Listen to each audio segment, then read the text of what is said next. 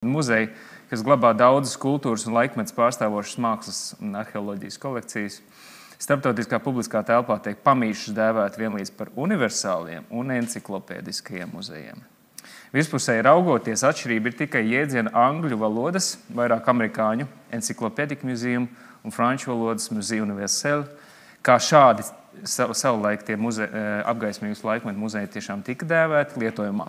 Bet ieskatoties dziļāk, atklājas tiešām tipoloģiskas atšķirības, kam ir tieši sakars ar muzeja veidošanās chronoloģiju. Tātad 18. gadsimta enciklopēdiskais muzejs ir kunstkameras pēctecis. Tajā daba, mākslas, zinātnes, priekšmetu grāmatas vēl ir vienkopis, ja, un tas vairāk līdzinās pētnieku laboratorijā nekā publiskajā telpā mūsdienu izpratnē. Savukārt tā saucamais universālais muzejs ir tās, no kur jau tikuši izmesti akmeņi, tātad naturālīs. Un tas specializējas vairs tikai mākslas un arheoloģijas kolekcionēšanā, bet visplašākā mērogā. Stereotipiski šāds muzejs ir 19. gadsimta impērija metropoles neatņemama sastāvdaļa. Jāsaprot, ka angliski runājošajā telpā pieteiktā diskusija par enciklopēdisko muzeju un par tā šī brīža nesējiem universālajiem muzejiem. Tātad pamīšus lieto šo jēdzienu enciklopēdiskais un universālais. Šeit bija jāieskatās muzeja vēsturnieka Kšištofa Pomjāna skaidrojumā, un tas ir visprecīzākais, ko es līdz šim varēju atrast, ka enciklopēdiskā muzeja jēdziens tiek lietots, enciklopēdiskā muzeja jēdziens tiek lietots, lai apzīmētu muzeju, kas apvieno makrokosmu un mikrokosmu, naturālīs un artefaktus, dabu un kultūru, tad neviens no šiem lielajiem universālajiem muzejiem vairs nav enciklopēdisks. Tātad jēdziens sākotnējā nozīmē enciklopēdiskais muzejs saglabājas vien kā nelielas iestādes. Izcils piemērs ir Džona Slouna vēsturiskā māja Džona. Ja, tas otrs ir tas, kas ir Britu muzeja. Šis ir vēsturiskās mājas muzeja īpašnieks. Kolekcijā Londonas Holbornā, kas līdztekus Britu muzeja pārstāv enciklopēdisko muzeju tās sākotnējā veidolā. Kā zināms, Rīgā iespēja saglabāt nedalītu Himzela muzeja Kristofa Harberlanda projektētajā neoklasicisma ēkā virs Doma krustejas dienvidu spārna nebija iespējams izdarīt. 860. gadā mēs zinām, kas notiek. Kolekcijas tiek dalītas, un tas ir likumsakarīgi. Zinātņu vēsture to pieprasīja, un tāpēc šis nedaudz huligāniskais piegājiens nosaucošo konferenci par detektīvu, jo pēc šīs etiķetes, ejot atpakaļ vēsturē un skatoties kolekcijās, mēs varam uziet šos priekšmetus vai arī vairs neuziet. Tātad tipoloģiski tā sākotnējā formā enciklopēdiskā muzeja laiks Rīgā līdz ar šo brīdi bija noslēdzies. Līdz ar to par enciklopēdisko muzeju varam vairs runāt tikai kā par metodi, nevis vairs modeli, vismaz Rīgā. Pāriesim pie jautājuma par postkoloniālo diskusiju, kas jau šodien tika iezīmēta. Tātad aktuālā diskusija. Tad iespējami kodolīgākais savstarpēji papildinošo enciklopēdiskā un universālā muzeja skaidrojums ir tāds, ka enciklopēdisms raksturo metodi, kamēr universālisms ambīciju. Praksē šī ambīcija, piemēram, uzskatām izpaužas 2002. gadā, turpat vai 20 tā saucamo globālo ziemeļu lielo muzeja direktoru, no kuriem, kā kritiķi norāda, visi kā viens pārstāv tā saucamā white male kategoriju, publiskotajā deklarācijā par universālo muzeju nozīmi un vērtību pauž savu viedokli. Deklarācija, kā zināms, agrāko impēriju universālajiem muzejiem ir nepārprotami apoloģētiska. Un ir tikai pašsaprotami, ka agrāko koloniju pārstāvi to raksturo kā dziļi problemātisku. Tāda, kas rietumu universālismu garā pati sev piešķir māksliniecisko autoritāti, izšķirt starp specifisko. Kļūdīgi esot pati premisa, ka atšķirīgo kultūru artefakti kalpo universālam mērķim, saskatīt vienojošo, estētisko, atšķirīgajās pasaules kultūrās, bet nerēķinoties vai pat neapzinoties, ka ne katrs artefakts ir izgatavots ar nolūku kalpot mākslinieciskiem mērķiem. Piemēri bez savu gala. Kā mēs šeit rietumos nosacīt rietumos, aplām interpretējam koloniālos artefaktus pēc savas metodoloģijas, ko rietumu filozofijā, kā zināms, ievies Kants un vēlāk izvērs Hēgelis. Proti, universālais muzejs, īpaši kontinentālajā Eiropā, primāri uzlūko pasauli caur estētikas paradigmu. Kritiķi savukārt norāda šāds estetizēts universālais muzejs lielajās pilsētās. Kā koncepcija nav nekas cits, kā destabilizētas varas dinamikas starp globālajiem ziemeļiem un dienvidiem produkts, kas ļauj ziemeļiem nesodīt saglabāt savu koloniālo karu laupījumu universālisma aizsegā. Jāapzinās arī, ka daudz lielie universālie muzeji rietumos radās kā atbilde uz konkrētiem vēstures apstākļiem un kā nepieciešamība nodrošināt pasaules mantojuma aizsardzību un pieejamību. Tas tātad šīs apoloģētikas sakarā. Un šis arguments tiek līdz lietā ikreiz no jauna, kad pasaules mantojums ir apdraudēts. Tātad deklarācija tapa neilgi pēc Budas statu iznīcināšanas Afganistānā 2001. gadā, un diskusija atjaunojās pēc senās romiešu pilsētas Palmiras iznīcināšanas 2016. gadā. Varētu jautāt, kāds mums Rīgā būtu sakars ar šo globālo diskusiju. Pat ja mēs kā jauna politiskā nācija senākās koalīcijas esam saņēmuši mantojumā galvenokārt no vācu baltiešu elites, tas nenozīmē, ka mums nebūtu kritiski jāizvērtē kolekcionēšanas prakse, kamēr bijām Krievijas impērijas sastāvā un kad veidojās publiskais muzejs. To jau mēs šodien noskaidrojām. Tāpēc pavisam neliels ieskats šīs postkoloniālās debatas nesenajā vēsturē. Par formālo atskaitu punktu šī debatei tiek uzskatīta 1970. gadā pieņemtā UNESCO deklarācija konvencija pret arheoloģisko artefaktu nelikumīgu tirdzniecību. Zīmīgi, ka 73. gadā pirmo reizi publiskā telpā tika konceptualizēta Rīgas vēstures un kuģniecības muzeja ģenēze no Himzela muzeja, kuram tobrīd apritēja 200 gadu kopš dibināšanas. Likumsakarīgi, ka izvērtējoši ētiskas dabas jautājumi saistībā ar kolekcionēšanas praksi 18. gadsimta beigās, 19. gadsimta sākumā vēl. 18. gadsimta pēdējā ceturksnī īpaši, kas tika zīmolots kā viens no senākajiem publiskajiem muzejiem Eiropā, no Rīgas vēstures un kuģniecības muzeja speciālistiem prasīt nevarēja. Un tas arī neparādās. Arī pats arguments par vispārēju publisku pieejamību, kam vajadzēja piešķirt nozīmību šai senajai Rīgas muzejniecības tradīcijai, diemžēl tapa bez pietiekamas iedziļināšanās muzeja vēsturē, ko iespējams arī pirms 50 gadiem apgrūtināja pastāvošais režīms. Šādā veidā ievērojami senākas publiskā muzeja tradīcijas Venēcijā, protams, ar Dodžiem saistībā Bāzelē, universitāte, Oksfordā universitāte, netika pieminēts, un Himzela muzejs Eiropas muzeja vēsturē netika kontekstualizēts. Rezultātā katrs vēstures vecrīgas gids ārvalstu ekskursantiem šobrīd stāsta par Rīgas muzeju kā par otru senāko Eiropā, un šādi popularizē ļoti paviršu vēsturi, kurai akadēmiskajā Eiropas muzeja vēstures pētniecībā diemžēl nav svara. Vēl līdz šim nav bijis svara. Teiksim tā, redzamākajā kolekciju vēstures žurnālā Journal of History of Collections, kas iznāk kopš 88. gada, un kurš svin sev 30 gadu, no jau 35, ne Himzela muzejs, ne Rīgas muzejs datubāzē nav atrodams. Palabojiet mani, es varbūt kļūdos. Citiem vārdiem sakot, Rīga, vismaz anglosakšu muzeja kolekciju vēstures pētniecībā nav uz radara. Nedaudz labāka situācija, protams, ir vāciski runājošajā telpā, par ko galvenākārt jāpateic Herdera institūtam, izdevumam, kas tapa uz Rīgas 800 gadu, bet tas bija pirms 20 gadiem. Tātad starptautiski konvertējumi pētījumu laukā uzrādās zināms trūkums. Jāatzīmē Viktora Dabolī nopelnu Himzela muzeja monētu kabinetu vēstures pētniecībā. Bet, kad runājam ar kolēģiem angliski runājošajā telpā, tad viņi ļoti ieinteresēti un arī apmeklējuma laikā Rīgā ir pārsteigti par šo agro datējumu, kas mums ir publiskajiem muzejiem. Bet tad tiešām ieskatoties tajos autoritīvos pētījumos, tajā jāatzīmē Artūrs Magrigors, kas izdod gan šo žurnālu, gan tas 85. gada pirmais izdevums, un tagad jau viņš ir vairāk kārt pārizdots, un arī šie izdevumi, kas tā kā apskata globālo to muzeja attīstības vēsturi, diemžēl mēs tur šobrīd neesam.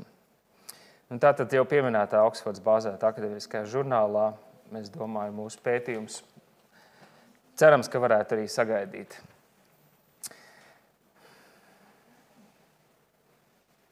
Tātad, ja enciklopēdiskais muzejs kā modelis Rīgā nepastāv jau vairāk nekā 160 gadus, Fakts, ka no Himzela muzeja izauguši 3 nacionālas nozīmes muzeji, piešķir šai Rīgas enciklopēdiskā muzeja tradīcijai īpašu nozīmi, kas varētu būt interesanti arī kolēģiem rietumos. Un arī materiāla pētniecībā, kā mēs zinām no Ceskas kunga, runājot par manuskriptu un kolekciju pētniecību 3 muzejos un arhīvu materiālos, ir virknē disertācija. Un tad tāpēc, runājot par jautājumu, kā universālais vai enciklopēdiskais muzejs šobrīd piedzīvo renesansi, ir vērts ielūkoties dažos aktuālos piemēros, kā pasaulē strādā ar šīm kolekcijām.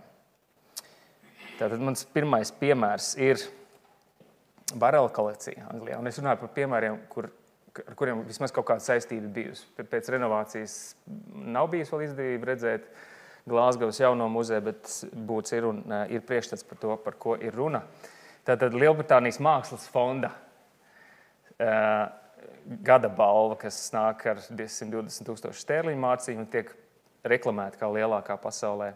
Šogad piešķirta Barela kolekcijai. Barelu varētu būt precīzāk, jo tas bija vīrs un sieva industriālisti, kas Poloka parka novēlēja līdzīgi kā Himzelas kolekcija Glāzgovas pilsētai 44. gadā, un modernā ēkā kolekcija izstādīja pirmo reizi 83. gadā.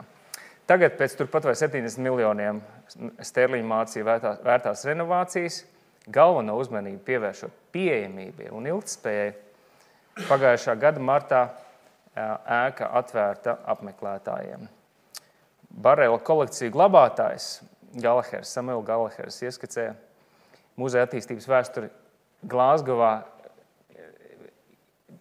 skaidrojot to, kādā veidā viņi nonākuši pie šī koncepta. Tātad Kelvingroves muzeja rekonstrukcija, kas pats par sevi arī ir savā ziņā enciklopēdisks muzejs, un Riversides muzejs veltīts transportam, jūrniecībai, kuģniecībai un nedaudz sociālajai vēsturē. Zahas Hadidas arhitektūras biroja projekts ielika pamatus tam, ko mēs saucam par sociālo muzeoloģiju, ar ko šobrīd ir ļoti pazīstama Skotijas muzeja, un kur tieši apmeklētājs ir muzeja pieredzes centrā un tiek ievērots princips nekas par mums, bez mums, nothing about us without us. Princips, kas sākotnēji tika pielietots tātad atšķirīgu mākslas un lietišķās mākslas muzejos, tehnikas muzejos, tagad tika pārcelts uz Barela kolekcijām. Un Galahers nedaudz pakomentē, kā praksē tas izpaužās. Tātad Barela kolekcija nav taksonomisks muzejs. Viņš saka, mēs neklasificējam muzeja kolekciju pēc ģeogrāfiskā perioda vai vēsturiskā laikmeta, kur viena galerija būtu veltīta to austrumu arheoloģijai, bet otrs tikai franču impresionismam. Pašlaik eksponēta vairāk nekā 2000 priekšmetu no 9000 lielā krājuma, un tie sadalīti 200 stāstu grupās. Un šīs stāstu grupas aplūko tādas universālas tēmas kā mīlestība, draudzība, nāve, sērošana, identitāte, rotas. Stāsti ir tie, kas veido tiltus starp priekšmetiem dažādos laikmetos un vietās. Atšķirīgā vitrīnā var atrasties senās Ēģiptes priekšmeti līdzās vēlīno viduslaiku vitrīnām. Tas ir ļoti spēcīgs veids, kā veidot universālas saiknes. No šīm 200 stāstu grupām 15 tika veidotas kopā ar kopienu organizācijām. Un, piemēram, muzejs sadarbojās ar Glāzgovas sieviešu bibliotēku un aplūkoja Degā Pasteli sievieti peldvietā. Grupā nejauši bija sieviete, kas pat ir modelis. Viņa no pieredzes stāstīja par to, kā tas ir, ka uz viņu skatās par sajūtām, kas saistās īpaši ar mākslinieku vīriešu, to tā saucamā male gaze. Šī refleksija tika iekļauta mākslas darba etiķetē. Vai cits piemērs sadarbība ar LGBT kopienu. Grupas pārstāvi aplūkoja misiņa plākšņu sēriju, uz kurām attēlot reliefi ar dažādiem reliģiskiem motīviem. Un viņus ieinteresēja Svētā Sebastiāna aina. Es šo izvēlējos, tāpēc, ka vitrīnā numur 1 no Mākslas muzeja Rīgas Biržos arī varat aplūkot Svētā Sebastiāna ainu ar ļoti, ļoti asketisku komentāru. Bet, kad ir laiks un resurss un iespēja iesaistīt kopienas, un tas ir šis piemērs, kā tad ir interpretējuši Svēto Sebastiānu viņi. Tātad šie vīrieši runāja par Svētā Sebastiāna nozīmi kultūrā, kas ir ļoti mainījusies kopš Oskars Vailds 897. gadā iznākot no cietuma nolēma izmantot Sebastiāna tēlu kā pseidonīmu. vai arī Derek Jarman 76. gada filmā Sebastiāns un tā uztvers vēsturi kopienā. Vēl kā cits saistās ar šīs grupas pieredzi HIV vīrusu laikā. Viduslaikos svētais Sebastiāns bija aizbildnis pret mēri.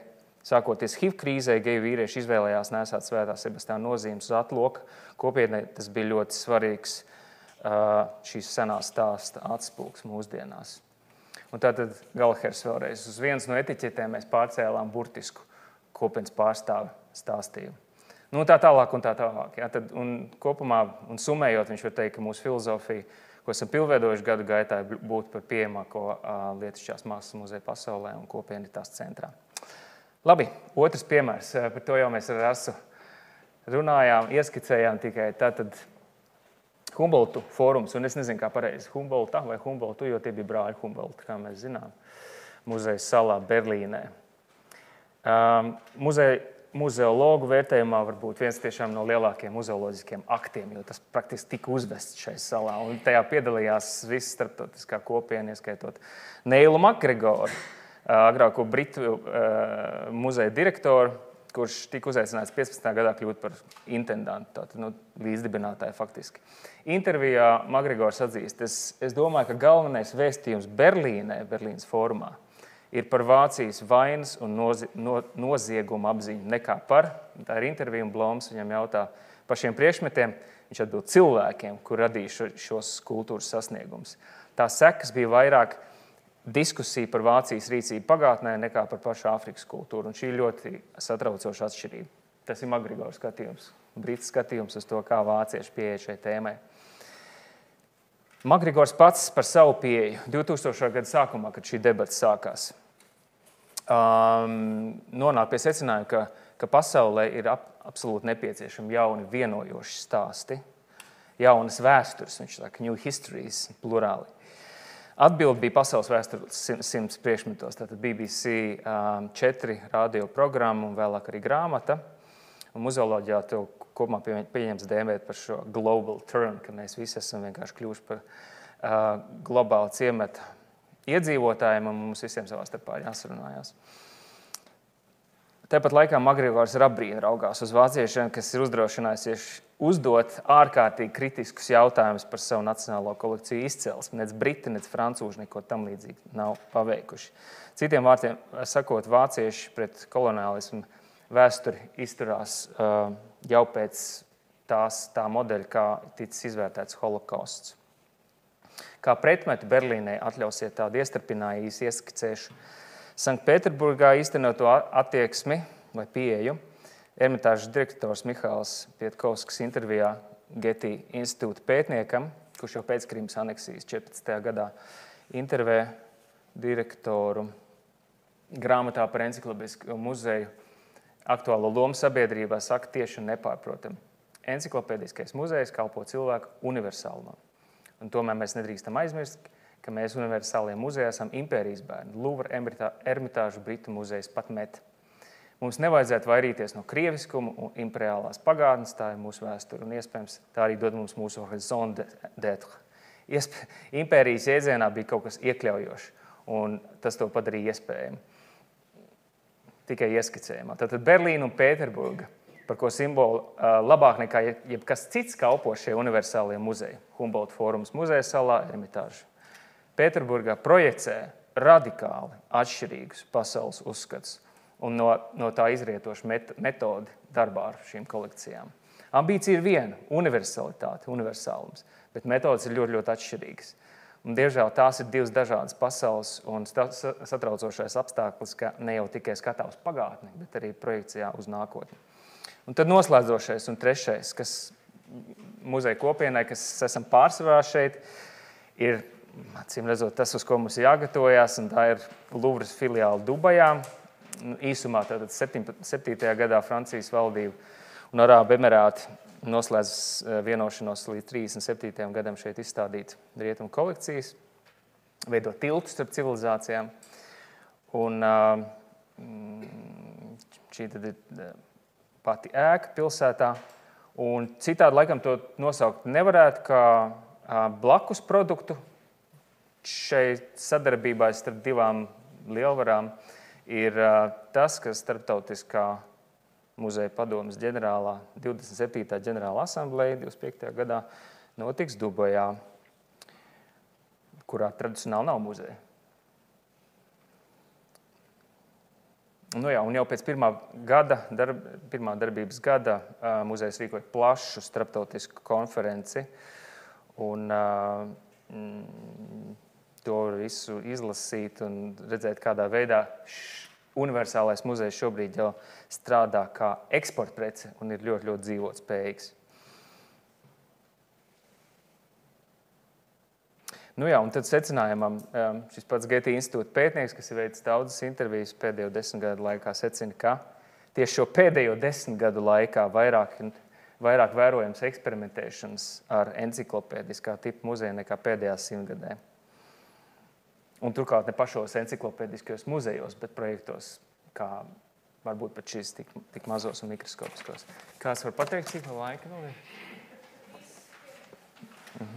Noslēgums izlaidīšu garo tekstu un pateikšu tikai to, ka modernai kosmopolītiskai pilsētai, kāda ir Rīga, vienmēr ir bijusi, kāda mēs to vēlamies redzēt, noteikti piestāv šāds muzejs, kas veido tiltus starp civilizācijām.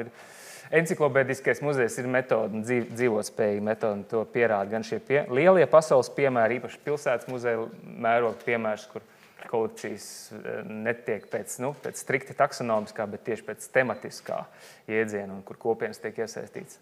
Nu jā, tā ir tā skola, kuru muzeoloģiski pārstāvam arī mēs tā gribētos ticēt.